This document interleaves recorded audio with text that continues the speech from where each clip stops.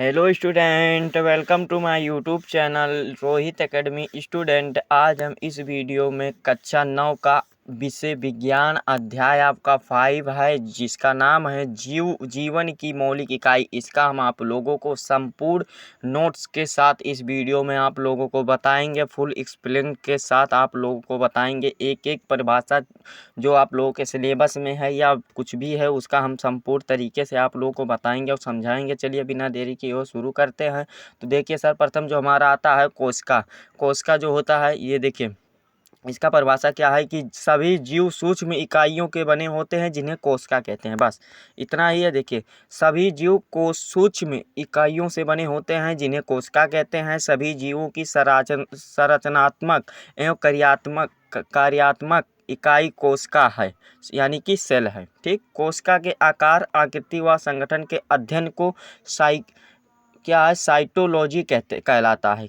अब ऐसे पूछ सकता है कि आप लोगों को क्वेश्चन पूछ सकता है कि कोशिका के आकार और आकृति व संगठन के अध्ययन को क्या कहते हैं, तो साइटोलॉजी कहते हैं। ठीक, ये हमारा होगा कोशिका का परिभाषा। कोशिका किसे कहते हैं, कोशिका क्या है, कोशिका के अध्ययन को क्या कहते हैं। ठीक, ये हमारा ये वाला हो गया। फिर अगला जो हमारा आ जाता है अगले नंबर पे कि कोशिका की खोज हेडिंग है, तो यानी कि डिस्कवरी ऑफ सेल। ठीक, तो कोशिका का सबसे पहले पता रॉबर्ट हुक ने 1665 में लगाया था। यानी कि कब खोज किया था, रॉबर्ट हुक ने। उसने कोशिका को कार्क की पतली काट में अनगढ़ सूक्ष्मदर्शी के सहायता से देखा था। ठीक, और एंटोनी उलेन हॉक 1674 ने सबसे पहले उन्नत सूक्ष्मदर्शी से तालाब के जल में स्वतंत्र रूप से जीवित कोशिका का पता लगाया था। तो देखिए यहाँ पर एक क्वेश्चन बनता है कि सर्वप्रथम मृत कोशिका का पता किसने लगाया था, तो रॉबर्ट हुक ने लगाया था। और सर्वप्रथम जीवित कोशिका का मतलब पता किसने लगाया था, तो एंटोनी उलेन हॉक ने लगाया था। सन यहाँ पर आप लोगों के सामने है, सन भी देख सकते हैं। ठीक, ये हमारा होगा कोशिका की निर्माण किस प्रकार से होता है। ये क्वेश्चन जितने भी हैं सभी आप लोगों को बता दे रहे हैं। देखिए, कोशिका का निर्माण किस प्रकार से होता है, यानी कि बनता किस प्रकार से। देखिए, प्रोटोप्लाज्म के विभिन्न संगठन में जल, आयन, नमक, इसके अतिरिक्त दूसरे कार्बनिक पदार्थ जैसे प्रोटीन, कार्बोहाइड्रेट, वसा, न्यूक्लिक अम्ल व विटामिन आदि होते हैं जो कोशिका का निर्माण करते हैं। ठीक, ये कोशिका का निर्माण हो गया। फिर हमारा जो अगला क्या है, कोशिका का सिद्धांत, यानी कि प्रिंसिपल ऑफ सेल्स। ठीक, ये वाला होगा कोशिका का सिद्धांत।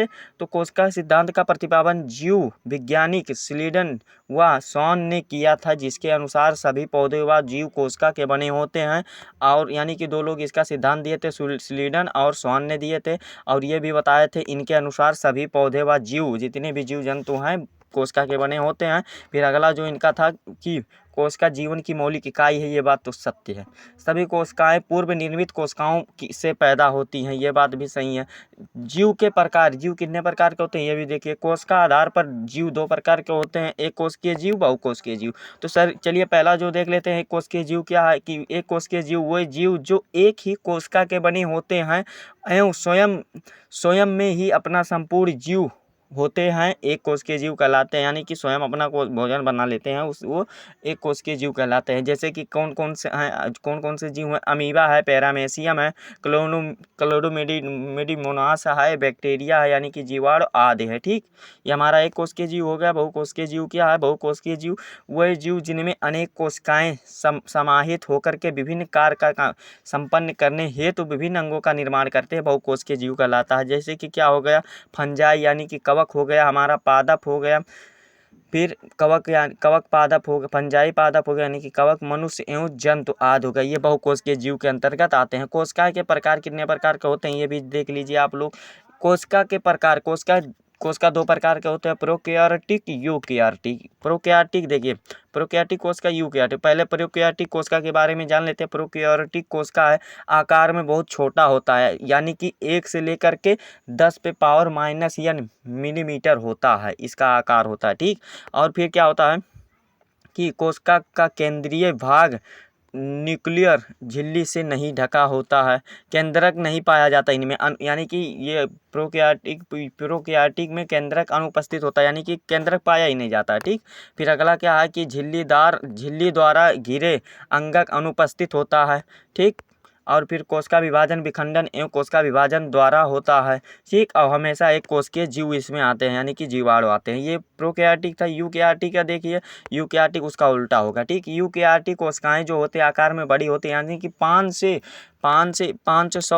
यूएम है, यानी कि इतना तक होता है। और केंद्रीय भाग न्यूक्लियर झिल्ली द्वारा घिरा होता है। केंद्रक इसमें पाया जाता है। यूकैरियोटिक में केंद्रक पाया जाता है, प्रोकैरियोटिक में केंद्रक नहीं पाया जाता है। और झिल्ली द्वारा घिरे अंग उपस्थित होते हैं। कोशिका विभाजन माइटोसिस या मिसोसिस द्वारा होता है। उसमें दूसरे के द्वारा होता था, इसमें मिसोसिस के द्वारा होता था। ठीक, और एवं बहुकोशिकीय जीव होते हैं। वो एक कोशिकीय जीव था, ये बहुकोशिकीय जीव है। ठीक, ये वाला हमारा हो गया। और कोशिका का आकार किस प्रकार से होता है ये भी जान लीजिएगा। कोशिका का यानी कि आकार किस तरह से होता है, स्ट्रक्चर किस प्रकार से होता है ये भी जान लीजिएगा। कोशिका का विभिन्न आकार व आकृति होती है। सामान्यतः कोशिकाएं अंडाकार होती हैं, वही लंबाकार, स्तंभाकार या डिस्क के आकार का भी होती हैं। कोशिका का आकार उसके कार्य पर निर्भर करता है। ठीक, जिस प्रकार से कार्य करेगा उसी प्रकार से होगा। और विभिन्न जीवों, पादप या जंतु की कोशिकाएं विभिन्न आकार एवं प्रकार की होती है। और कुछ कोशिकाएं सूक्ष्मदर्शी होती हैं, जबकि कुछ कोशिकाएं नंगी आंखों से देख सकते हैं। ये बात तो सत्य है। और इनका आकार म्यू है, यहाँ पर म्यूएम से 18 सेंटीमीटर तक होता है। और फिर एक कोशिकीय जीव को किसी कोशिका का आकार सामान्यतः 2 से 120 म्यू होता है। ठीक, ये वाला हो गया। और सबसे बड़ी कोशिका कौन सा है, सबसे छोटी और लंबी, ये क्वेश्चन यहाँ पर बनते हैं कि सबसे बड़ी कोशिका कौन सी होती है। यहाँ पर देखिए, सबसे बड़ी कोशिका कौन सी होती है। शुतुरमुर्ग का अंडा होता है, जो कि 15 सेंटीमीटर से वह 13 सेंटीमीटर चौड़ा होता है। 15 सेंटीमीटर लंबा होता है और 13 सेंटीमीटर चौड़ा होता है। तो सबसे बड़ी कोशिका कौन सी होती है, शुतुरमुर्ग का अंडा होता है। ठीक, और सबसे छोटी कोशिका क्या होती है, माइक्रो प्लाज्मा होती है, जो कि 0.1 एंगस्ट्रा होता है। ठीक, और सबसे लंबी कोशिका क्या होती है, तंत्रिका कोशिका 1 मीटर तक होती है। 1 मीटर तक, समझ रहे हैं ना, तंत्रिका होती है सबसे लंबी कोशिका। ये वाला हमारा हो गया। और फिर यहाँ पर अगला हमारा टॉपिक आता है कि सांद्रता के अनुसार विलयन के प्रकार, यानी कि सांद्रता के अनुसार विलयन कितने प्रकार के होते हैं ये भी देख लीजिए। विलयन तो 3 प्रकार के होते हैं। ठीक, कौन कौन से होते हैं, ये होते हैं संपराशरी विलयन और अतिपराशरण विलयन और अल्प पराशरण दाबी विलयन। ये चलिए पहला देख लेते हैं कि संपराशरी विलयन। ये वाला पहला है कि जब कोशिका के अंदर व बाहर की सांद्रता समान हो तो यह संपारिशरी विलयन कहलाते हैं, यानी कि है। ठीक, जब कोशिका के अंदर व बाहर सांद्रता समान हो, यानी कि इक्वल हो, बराबर हो, तो ये क्या कहलाएंगे, संपारिशरी विलयन कहलाएंगे। फिर अगला क्या है, अतःप्रसरणी दाबी विलयन है, यानी कि यदि कोशिका के अंदर की सांद्रता बाहर द्रव की सांद्रता से अधिक है तो कोशिका के अंदर से जल बाहर निकल जाता है, जिससे कोशिका सिकुड़ जाता है। वो हमारा होता है अतिपराशरण दाबी विलयन होता है। ठीक, और फिर अगला क्या, अल्प यानी कि अल्प नाम से ही पता चल रहा है कि अल्प पराशरण दाबी विलयन, जब कोशिका के बाहर के विलयन की सांद्रता कम हो, यानी कि अल्प हो, तो कोशिका के अंदर अंत प्रासरण के कारण कोशिका फूल जाएगी, यानी कि उभर जाएगी, वह फट जाएगी। ये हमारा जिसे कहते हैं अल्प पराशरण दाबी विलयन कहते हैं। ठीक, ये हमारा ये वाला हो गया। फिर अगला जो है जीव द्रव कुंचन किसे कहते हैं ये भी जान लीजिएगा। देखिए, पादप कोशिकाओं में प्रासरण द्वारा पानी की कमी होने पर प्लेज्मा झिल्ली सहित आंतरिक पदार्थ को संकुचित करता है, यानी कि पीसता है, महीन करता है, जिसे जीव द्रव कुंचन कहते हैं। जीव द्रव कुंचन एक बार फिर से बता देते हैं। पादप कोशिकाओं में प्रासरण द्वारा पानी की कमी होने पर प्लेज्मा झिल्ली सहित आंतरिक पदार्थ संकुचित हो जाते हैं, जिसे जीव द्रव कुंचन कहलाते हैं। ठीक, ये हमारा हो गया। और फिर कोशिका अगला जो है हमारा कोशिका के भाग, कोशिका के कौन कौन से भाग होते हैं, कितने भाग होते हैं ये भी जान लीजिए। कोशिका के कितने क्या भाग होते हैं, तो देखिए 3 भाग वैसे तो होते हैं। देखिए, सामान्यतः कोशिकाओं को विभिन्न भाग कोशिका अंगक कहलाते हैं, जो कि विशेष कार्य का संपन्न करते हैं। लेकिन मुख्य तौर पे, यानी कि सामान्यतः कोशिका के 3 मुख्य भाग होते हैं। कौन कौन से होते हैं ये भी जान लीजिए। कौन कौन से होते हैं, प्लाज्मा झिल्ली होता है, यानी कि सेल मेम्ब्रेन होता है, केंद्रक होता है, न्यूक्लियस होता है, यानी और कोशिका झिल्ली होता है, यानी कि काइटोप्लाज्मा होता है। ठीक, फिर जो हमारा अगला है, देखिए पहला हेडिंग कोशिका झिल्ली है ना, कोशिका झिल्ली देखिए क्या है। कोशिका झिल्ली में है कि कोशिका कोशिका झिल्ली को प्लाज्मा झिल्ली या प्लेज्मा झिल्ली कहते हैं। ये बात आप लोग देखिए, ये वही ऊपर वाला है, प्लाज्मा झिल्ली ही है, पहला ये सेल मेम्ब्रेन ही है और इसको मतलब कोशिका झिल्ली को प्लाज्मा झिल्ली भी कहते हैं, प्लाज्मा लेमा कहते भी हैं। और फिर अगला पॉइंट क्या है, अगला पॉइंट, ये पॉइंट आप लोग नोट कर लीजिएगा। कोशिका झिल्ली वर्णनात्मक प्रागम्य झिल्ली होती है जो कि कोशिका के अंदर या बाहर से केवल कुछ पदार्थों को अंदर या बाहर आने जाने देती है। ये वाला हो गया। फिर यह अगला पॉइंट है कि यह प्रत्येक कोशिकाओं के दूसरी कोशिकाओं को द्रव से अलग करती है। यह अगला पॉइंट, तीसरा पॉइंट था। जो चौथा पॉइंट हमारा है कि यह जंतु कोशिका व पादप कोशिकाओं दोनों में पाई जाती है। यह बात तो सत्य है। फिर अगला जो है कि यह प्रोटीन व लिपिड की बनी होती है। ये किसकी बनी होती है, प्लाज्मा झिल्ली, ये प्रोटीन और लिपिड की बनी होती है। और फिर अगला हमारा क्या है कि सिंगर एवं निक्लोम्स के फ्लूइड मोलिसिस मॉडल के अनुसार, ये वैज्ञानिक दोनों थे, सिंगर और ये न्यूक्लियस, ये इनके फ्लूइड मोलिसिस मॉडल के अनुसार यह लिपिड और प्रोटीन से बनी परत है जिसमें से प्रोटीन लिपिड को दो परतों में बीच सैंडविच की तरह धंसी रहती है, सैंडविच की तरह धंसी रहती है, इसी तरह धंसी रहती है। ठीक, ये वाला हो गया। और इसकी मोटाई कोशिका झिल्ली या प्लाज्मा झिल्ली की मोटाई कितनी होती है, 75 एंगस्ट्रम मोटी होती है। ठीक, 75 एंगस्ट्रम मोटी होती है। और यह लचीली होती है जो कि मोड़ी तोड़ी व दोबारा जोड़ सकते हैं प्लाज्मा झिल्ली को, मतलब वो है कोशिका झिल्ली है। ठीक, और अगला हमारा जो आता है कोशिका झिल्ली आता है, या कोशिका के अंदर व बाहर अणुओं के आने जाने देती है, या कोशिका के निश्चित आकार को बनाए रखती है। प्लाज्मा झिल्ली के अंदर बाहर दो अणुओं का आदान प्रदान होता है, यानी कि आने जाने का दो प्रकार के होते हैं, विसरण और प्रासरण। विसरण पहला जो है विसरण है, दूसरा है प्रासरण। विसरण को पहले बता देते हैं। विसरण यह जो होती है उच्च सांद्रता से निम्न सांद्रता की ओर स्वयं गमन करती है, स्वतः गमन करती है। ये पहला पॉइंट है विसरण में। और फिर दूसरा पॉइंट है कि यह दोनों पदार्थों के सांद्रता का समान कर देता है, सांद्रता को समान कर देता है।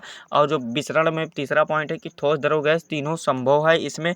और फिर चौथा पॉइंट जो लास्ट वाला है कि अपनी सांद्रता में अंतर के आधार पर विभिन्न पदार्थों गति करने के लिए स्वतंत्र हैं, यानी कि मुक्त हैं एकदम से। ये विसरण का हो गया 4 पॉइंट। और जो प्रासरण का पॉइंट है इसको भी बता देते हैं आप लोगों को कि वर्णनात्मक झिल्ली द्वारा जल यानी कि विलायक अणुओं का उच्च सांद्रता से निम्न सांद्रता की ओर गमन करता है, या दोनों पदार्थों का सांद्रता के समान कर देता है। इसमें केवल द्रव्यों के माध्यम से संभव है, यानी कि इसमें सिर्फ द्रव पाया जाता है, उसमें तीनों पाया जाता था। ठीक, तो द्रव, गैस तीनों पाया जाता है। और ये केवल विलायक गति करने के लिए स्वतंत्रता विलयन नहीं है।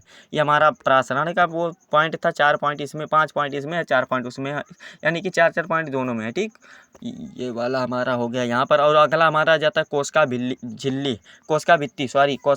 है। कोशिका भित्ति को आप लोगों को बता देते हैं कि यह पादप कोशिकाओं की सबसे बड़े बाह्य झिल्ली है, यानी कि बाहर का झिल्ली है। यह जंतु कोशिकाओं में अनुपस्थित होता है, या जंतु कोशिकाओं में नहीं पाया जाता है।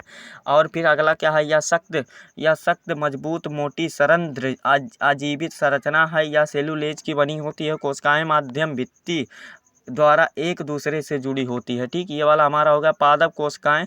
फिर अगला पॉइंट क्या है कि पादप कोशिकाएं एक दूसरे से प्लाज्मोडेस्मट से संपर्क रहती है। ये अगला पॉइंट है। अगला पॉइंट क्या है, कवकों में पाई जाने वाली कोशिकाओं भित्ति काइटिन नामक रसायन की बनी होती है। काइटिन नामक, ये ध्यान रखिए, अब कवकों में पाई जाने वाली कोशिका भित्ति किसकी बनी होती है, काइटिन की बनी होती है। कोशिका भित्ति का कार्य क्या होता है, ये भी बहुत इंपॉर्टेंट है। कोशिका भित्ति का 4 कार्य होता है। देखिए, कोशिका संरचना का प्रदान करना, कोशिका की मजबूती प्रदान करना, या सांद्र होती है, या विभिन्न अणुओं के आर पार जाने देती है। इसमें मरम्मत करने की, पुनर्जनन की क्षमता होती है, यानी कि दोबारा इनको जीवित होने की क्षमता होती है, दोबारा निर्माण करने की क्षमता होती है। केंद्र का हमारा आ गया, यानी कि न्यूक्लियस आ गया। इसको भी आप लोगों को बता देते हैं, यह कोशिका का सबसे महत्वपूर्ण अंग है, यानी कि क्या इंपॉर्टेंट अंग है। ठीक, जो कि कोशिकाओं की क्रियाओं का नियंत्रण करता है। यह हमारा पहला पॉइंट हो गया। ठीक, और दूसरा पॉइंट क्या है कि यह कोशिका का केंद्र यानी कि हेड क्वार्टर ऑफ सेल कहलाता है, यानी कि यह कोशिकाओं का क्या कहलाता है, हेड क्वार्टर ऑफ सेल, यानी कि केंद्र कहलाता है। ठीक, और इसकी खोज यहाँ पर देखिए, आप बच्चे लोग कंफ्यूज हो जाते हैं, सभी लोग, बहुत लोग कंफ्यूज होते हैं कि इसकी खोज यानी कि 1831 में रॉबर्ट ब्राउन ने किया था। देखिए, इसमें बात जाता है कि वो कोशिका और केंद्र की खोज किसने किया था। देखिए, कोशिका का खोज जो किए थे 1635 1865 में रॉबर्ट हुक ने किया था। और केंद्रक की खोज किसने किया? रॉबर्ट ब्राउन ने किया था, 1831 में किया था। ठीक, ये वाला हमारा कंफ्यूज मत होइएगा, ये याद रखिएगा। ठीक, और फिर हमारा अगला पॉइंट इसमें केंद्रक में जो है यूकेरियोटिक कोशिकाओं में अस्पष्ट केंद्रक होता है, जबकि प्रोकैरियोटिक कोशिकाओं में प्राथमिक केंद्रक होता है। ठीक, ये हमारा हो गया। फिर अगला हमारा इसमें पॉइंट क्या है, अगला पॉइंट भी देख लीजिए कि इसके ऊपर की द्विस्तरीय झिल्ली को केंद्रक झिल्ली कहते हैं। केंद्रक द्रव में केंद्रीय केंद्रकाय व क्रोमेटिन धागे होते हैं। अगला पॉइंट क्या है, क्रोमोसेन्स या क्रोमेटिन धागे डीएनए के बने होते हैं, जो कि आनुवांशिक सूचनाओं को एक पीढ़ी से दूसरे पीढ़ी में जनन द्वारा भेजते हैं, यानी कि रिप्रोडक्शन द्वारा भेजते हैं। ये हमारा हो गया क्या, केंद्र का लाइन होता है। और हमारा जो आ जाता है जीन, ये बहुत इंपॉर्टेंट है। डीएनए के बुनियादी और कार्यक्षम घटक को जीन कहलाते हैं, जीन्स कहलाते हैं। ठीक, जीन कहते हैं। ठीक, और केंद्रक के कार्य क्या होता है ये भी जान लीजिए, केंद्रक का क्या कार्य होता है। या कोशिकाओं का सभी उपापचयी क्रियाओं का नियंत्रण करता है, या आनुवांशिक सूचनाओं को एक पीढ़ी से दूसरे पीढ़ी तक भेजने का कार्य करता है। फिर और क्या है, फिर अगला क्या है, कोशिका द्रव। कोशिका का वह द्रव जिसमें सभी कोशिका अंगक पाए जाते हैं कोशिका द्रव कहलाते हैं। यहाँ जिसमें जैविक व कैटाबोलिक क्रियाएं संपन्न होती है। यह दो प्रकार के होते हैं, इसके दो भाग होते हैं, क्रिस्टल होते हैं और कोशिका अंगक होते हैं। ठीक, क्रिस्टल को सबसे बता देते हैं, जलीय द्रव में जिसमें विभिन्न प्रोटीन होती हैं। इसमें 90% जल होता है, 7% प्रोटीन होता है, 2% कार्बोहाइड्रेट और 1% अन्य अयव होता है। टोटल 100% हो गया हमारा। ठीक, 100% यहाँ पर हो गया। फिर अगला जो हमारा है कोशिकीय अंगक। विभिन्न प्रकार के अंगक जो प्लाज्मा झिल्ली द्वारा घिरी होती हैं। कुछ कोशिका अंगक एक झिल्ली के दो झिल्ली या बिना झिल्ली के होते हैं, जैसे कि एक प्लाज्मा झिल्ली वाले अंगक और दोहरी झिल्ली वाले अंगक और बिना झिल्ली वाले अंगक। तो पहले बता देते हैं आप लोगों को अंतर्द्रव्यी जाल का। इसमें जो होता है एक प्लाज्मा झिल्ली वाले, मतलब वाले, वोल नहीं है यहाँ पर, वाले है। ठीक, अंगक वोल नहीं है, ला पर एक मात्रा रहेगा। फिर अंतर्द्रव्यी जाल का लाइसोसोम गल्गी इकाई यूं रिक्तिका होता है इसमें। और फिर अगला है दोहरी झिल्ली वाले अंगक में माइटोकॉन्ड्रिया और लवक, इनके पास अपना खुद का डीएनए भी होता है, यानी कि डीराइबोन्यूक्लिक अम्ल होता है। फिर अगला हमारा क्या है कि एसिड बिना झिल्ली वाले अंगक राइबोसोम होता है, सेंट्रोसोम होता है, माइक्रोट्यूबस होता है। ये हमारा होगा गाल्जी उपकरण, यानी कि गाल्जी काय या गाल्जी उपकरण। गाल्जी काय भी इसे कहते हैं और गाल्जी उपकरण भी कहते हैं। इसको बता देते हैं, यह पतली झिल्ली युक्त चपटी पुटकाओं का समूह है, जो कि एक दूसरे के ऊपर समांतर सजी रहती है। इनका आविष्कार खोज कौन किए थे जानते हैं? कैम्लो गाल्जी ने किया था। ठीक, ये प्रोकैरियोटिक स्तनधारी यानी कि आरबीसी व सिव सेल का में अनुपस्थित होता है। ठीक, ये हो गया गाल्जी काय का कार्य क्या होता है, यानी कि वर्क क्या होता है। ये देखिए, यह लिपिड बनाने में सहायता करता है, या मध्य लेमिनो बनाने का कार्य करता है, और यह स्वभाव से स्रावी होता है, या मेलेनिन संश्लेषण में सहायता करता। अंतर्द्रव्यी जालिका में संश्लेषण लिपिड का संग्रहण गाल्जिकार का निर्माण किया जाता है। उन्हें कोशिकाओं के बाहर या अंदर विभिन्न क्षेत्रों में भेज दिया जाता है। ये गाल्जिकार का कार्य है। अगला पॉइंट जो है कि पुटका में पदार्थों का संचयन, रूपांतरण और बंद करना होता है। गाल्जिका के द्वारा लाइसोसोम को भी बनाया जाता है, या कोशिका भित्ति और कोशिका झिल्ली बनाने में मदद करता है। ये गाल्जिकार का कार्य था, यानी कि वर्क था। और हमारा जो इम्पोर्टेंट आता है, हेडिंग क्या आता है, माइटोकॉन्ड्रिया आता है। माइटोकॉन्ड्रिया इसका बता देते हैं पॉइंट क्या क्या है। देखिए, माइटोकॉन्ड्रिया ये प्रोकैरियोटिक में अनुपस्थित होता है। इसमें कोशिका का पावर हाउस भी कहा जाता है। कोशिका का पावर हाउस यानी कि ऊर्जा घर भी कहा जाता है। किसको? माइटोकॉन्ड्रिया को। यह दोहरी झिल्ली वाले होते हैं और सभी यूकेरियोटिक्स में उपस्थित होते हैं। बाह्य परत चिकनी एवं छिद्रित होती है, अतः परत बहुत ही वलित होती है और क्रिस्टी का निर्माण करते हैं। माइटोकॉन्ड्रिया का सर्वप्रथम 1885 में कोलिकर ने किया था, यानी कि खोज किया था। इसका खोज कौन किए थे? माइटोकॉन्ड्रिया का सर्वप्रथम खोज 1880 है, कोलिकर ने किया था। इसमें अपना खुद का डीएनए और राइबोसोम होता है। माइटोकॉन्ड्रिया का कार्य क्या होता है हमारे शरीर में, ये भी जान लीजिए। इसका मुख्य कार्य होता है ऊर्जा यानी कि ऊर्जा का निर्माण करना, एटीपी के रूप में संचित करना। ठीक, यानी कि भेजना। ठीक, फिर यह क्रेब्स चक्र और जो होता है यह इसका जो दूसरा पॉइंट है कि यह क्रेब्स चक्र या कोशिका श्वसन का मुख्य स्थान है जिसमें से एटीपी का निर्माण होता है। ये हमारा माइटोकॉन्ड्रिया का कार्य हो गया। और फिर हमारा अगला क्या है, राइबोसोम है। राइबोसोम वाला भी आप लोगों को बता देते हैं। इसमें देखिए यह अत्यंत छोटे गोल कण हैं जो कि जीव द्रव में स्वतंत्र रूप से तैरते या अंतर्द्रव्यी जालिका की बाहरी सतह पर चिपके पाए जाते हैं या आरएनए व प्रोटीन के बने होते हैं। ठीक। और फिर राइबोसोम के कार्य क्या है। राइबोसोम अमीनो एसिड्स से प्रोटीन संश्लेषण का मुख्य स्थान है। सभी संरचनात्मक एवं क्रियात्मक यानी कि एंजाइम जो पाया जाता है संश्लेषण को राइबोसोम द्वारा किया जाता है। संश्लेषित प्रोटीन कोशिकाओं के विभिन्न भागों में अंतर्द्रव्यी जालिका द्वारा कोशिका के विभिन्न भागों तक भेज दिया जाता है। और अंतर्द्रव्यी जालिका क्या होता है इसको भी बता देते हैं। इसका मतलब सभी प्रकार को बता देते हैं। इसका देखिए यह झिल्ली युक्त नलिकाओं का तथा सीट का विशाल तंत्र होता है। इसका खोज प्रोटर और क्लॉयड एवं फ्लोम ने किया था। ठीक। और इस झिल्ली जीवात जनन ER द्वारा निर्मित प्रोटीन और वसा कोशिकाओं झिल्ली बनाने में सहायक है। ठीक। और यह प्रोकैरियोटिक कोशिकाओं स्तनधारी इरेथ्रोसाइट के अलावा सभी में पाया जाता है। ठीक। अंतर्द्रव्यी जालिका के प्रकार कितने होते हैं, तो वैसे दो प्रकार के होते हैं। एक होता है खुरदुरी अंतर्द्रव्यी जालिका, एक होता है चिकनी अंतर्द्रव्यी जालिका। खुरदुरी में क्या होता है कि यह सिस्ट्रेनी व नलिकाओं का बना होता है। प्रोटीन संश्लेषण में सहायक यानी क्योंकि इसमें ऊपर राइबोसोम लगते हैं। राइबोसोम इसमें उपस्थित होता है, किसमें, खुरदुरी में। और जो इसमें होता है अनुपस्थित होता है। देखिए चिकनी में क्या होता है, चिकनी में यह झिल्ली व नलिकाओं से बना होता है। यह वसा या लिपिड बनने में मदद करता है। राइबोसोम इसमें अनुपस्थित होता, नहीं पाया जाता इसमें।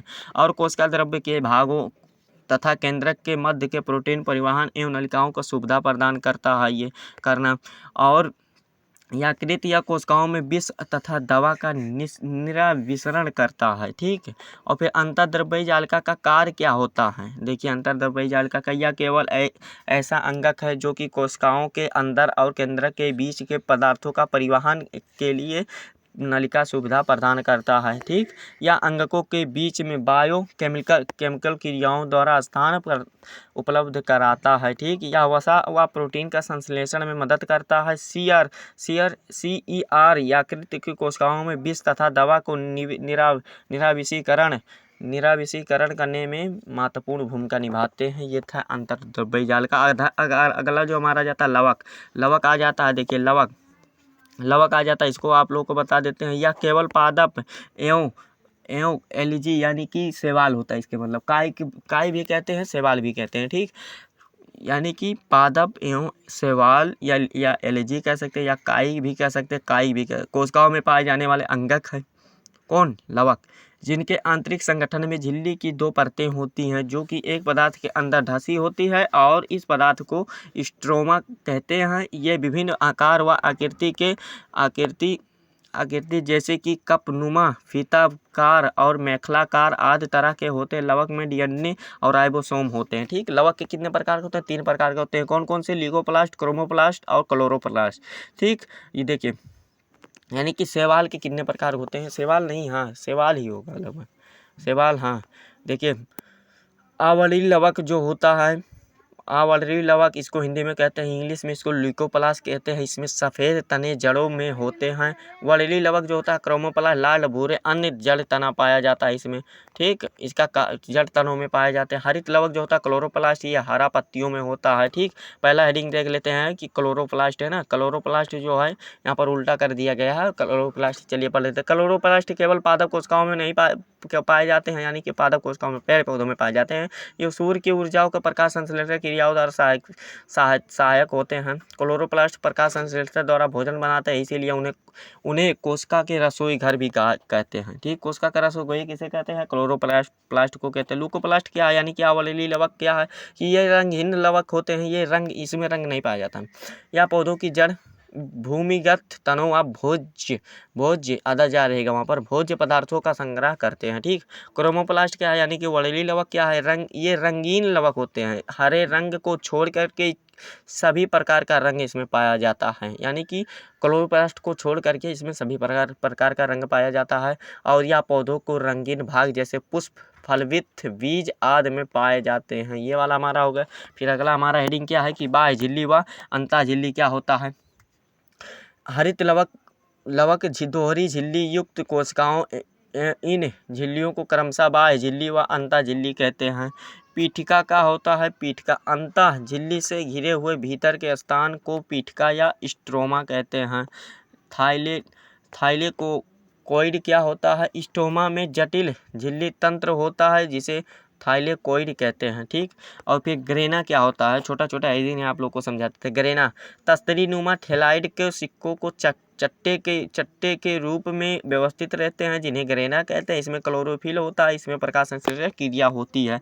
रिक्तिका ये बहुत इंपॉर्टेंट है, रिक्तिका जो है बहुत इंपॉर्टेंट। देखिए इन कोशिकाओं झिल्ली द्वारा निश्चित थैली के आकार की संरचनाएं होती हैं जिन्हें रिक्तिका या रसघानी कहते हैं। इसका पॉइंट भी देख लेते हैं इंपॉर्टेंट कि जंतु कोशिकाओं में रिक्तिकाएं छोटी लेकिन पादप कोशिकाओं में बड़ी पाई होती हैं। ठीक। और बड़ी रिक्तिकाओं पादप कोशिकाओं का 90% तक भाग घिरे रखती हैं। और फिर रिक्तिकाओं का झिल्ली का टोनाप्लास्ट कहते हैं। रिक्तिकाओं को झिल्ली को क्या कहते हैं, टोनोप्लास्ट कहते हैं। सॉरी, टोनाप्लास्ट नहीं है, टोनोप्लास्ट है, टोनाप्लास्ट भी कहते हैं। ठीक। ये रिक्तिकाओं का कार्य क्या होता है, इसको भी बता देते हैं आप लोग को कि रिक्तिकाओं का कार्य क्या होता है कि ये कोशिकाएं के अंदर परासरण दाब का नियंत्रण पादप कोशिकाओं में अपशिष्ट उपाचयी पदार्थों को इकट्ठा करती है, यानी कि क्या करती है, संग्रह करती है, इकट्ठा करती है या संग्रह करती है। ठीक। किसको, उपाचयी पदार्थ जो गलत मतलब अपशिष्ट जो खराब पदार्थ होते हैं उनको इकट्ठा करती है। लाइसोसोम अगला हमारा आ गया, ये बहुत इंपॉर्टेंट पॉइंट है। देखिए लाइसोसोम क्या होता है कि गाल्जी उपकरण को कुछ पुटिकाओं में एंजाइम इकट्ठे हो जाते हैं। ये पहला पॉइंट है। और दूसरा पॉइंट है ये एकल यानी कि एक झिल्ली युक्त पुटिकाओं लाइसोसोम कहलाती है। ठीक। ये दूसरा पॉइंट है। तीसरा पॉइंट क्या है कि इनका कोई निश्चित आकृति या आकार नहीं होता है। सही बात है, जैसे पैरामीशियम का होता है। ठीक। ये मुख्यतः जंतु कोशिकाओं में कुछ पादप कोशिकाओं में पाए जाते हैं। ठीक। ये पॉइंट है। और इनका जो मतलब कार्य हो जाता है, कार्य क्या होता है थोड़ा है कि इनका मुख्य कार्य कोशिकाओं को साफ करना होता है। बस इतना याद कर रखिए और कुछ मत इसमें याद रखिए। ठीक। इसका मुख्य कार्य क्या होता है, कोशिकाओं को साफ करना, क्लियर करना। और फिर आत्मघाती थैली किसको कहते हैं, लाइसोसोम को कहते हैं। ये आप नहीं जानते थे, बता दे रहे हैं। देखिए यहाँ पर देखिए उपाचयी प्रक्रिया में जब कोशिका क्षतिग्रस्त हो जाते हैं तो लाइसोसोम की पुटिकाएं फट जाती हैं और एंजाइम स्रावित हो जाते हैं और अपनी कोशिकाओं को पचित कर देते हैं। इसीलिए लाइसोसोम को कोशिका का आत्मघाती थैली कहा जाता है। आत्मघाती थैली किसे कहा जाता है, ऐसा पूछा जाता है क्वेश्चन, तो ये आत्मघाती थैली लाइसोसोम को कहते हैं। पादप कोशिकाओं में जंतु कोशिकाओं में अंतर, पादप कोशिकाओं और जंतु कोशिकाओं में अंतर क्या होता है, इसमें एक ही अंतर है। देखिए पादप कोशिका में क्या होता है, ऐसे बता दे रहे हैं, क्लोरोप्लास्ट होता है और पादप कोशिकाओं में क्लोरोप्लास्ट होता है। जंतु कोशिकाओं में वो नहीं होता, क्लोरोप्लास्ट नहीं होता है।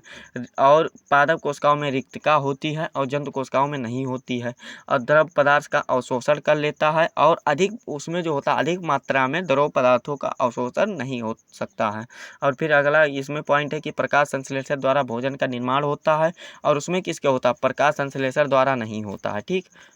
और फिर है ये मतलब जो होती है कोशिका भित्ति, जो जंतु को पादप कोशिका है ये कोशिका भित्ति की बनी होती है और वो कोशिका भित्ति की नहीं बनी होती है। और उसमें जो होता है लाइसोसोम पाए जाते हैं जंतु कोशिका। देखिए जंतु कोशिका वाला यानी कि एनिमल सेल्स में बता देते हैं, वही जो बताएं वही है। देखिए क्लोरोप्लास्ट नहीं होता है, रिक्तिकाएँ नहीं होती, अधिक मात्राओं में पदार्थों का अवशोषण नहीं हो सकता है। फिर अगला क्या है कि अगला जो है कि प्रकाश संश्लेषण नहीं होता है और फिर कोशिका भित्ति नहीं होती, इसमें लाइसोसोम पाए जाते हैं। ठीक। ये हमारा था पादप कोशिकाओं और जंतु कोशिकाओं में अंतर। देखिए पादप कोशिकाओं और जंतु कोशिकाओं में अंतर यानी कि प्लांट सेल और एनिमल सेल में डिफरेंट बताना था, ठीक, क्या क्या अंतर होते हैं। तो ये जो चैप्टर था आप लोगों का क्लास 9th का चैप्टर 5 जो था जीवन की मौलिक इकाई, इसका आप लोगों को संपूर्ण नोट्स इससे बाहर आप लोगों को कुछ पढ़ना लिखना नहीं। अगर आप लोग इतना पढ़ लेते हैं तो इस चैप्टर में बहुत है। चलिए आप लोगों को वीडियो कैसा लगा कमेंट करके हमें ज़रूर बताइएगा, और सभी स्टूडेंट क्लास 9th के सभी स्टूडेंट के पास शेयर ज़रूर कीजिएगा। अगर आप हमारे चैनल पर नए हैं तो चैनल को सब्सक्राइब कर दीजिएगा और बेल आइकन को भी दबा दीजिएगा। मिलते हैं अगले वीडियो में, तब तक के लिए जय हिंद, जय भारत, वंदे मातरम।